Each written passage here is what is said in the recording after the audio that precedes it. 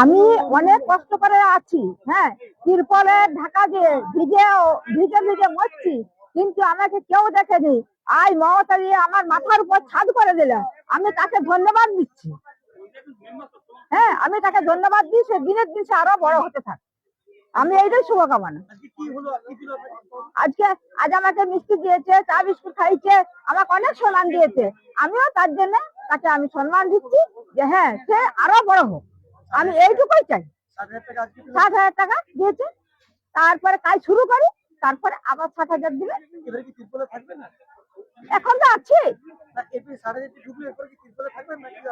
এখন ঘরটা হোক, তারপর থাকবো।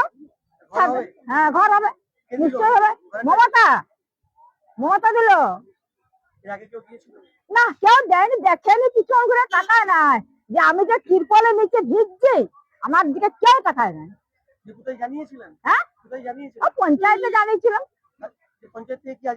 পঞ্চায়েতে জানিয়েছিলাম, প্রধানকে বলেছিলাম, উপপ্রধানকে বলেছিলাম, আরো সবাইকে বলেছিলাম।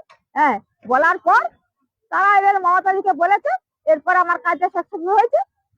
বাড়ি হবে, অনেক খুশি।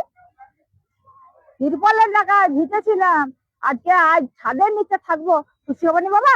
কতদিন ছিলেন? 15 বছর, কেউ আমাকে দেখেনি। আপনার নাম? আমার নাম দুর্গা মহন্ত। বাড়ি? বাড়ি বাঁকালো।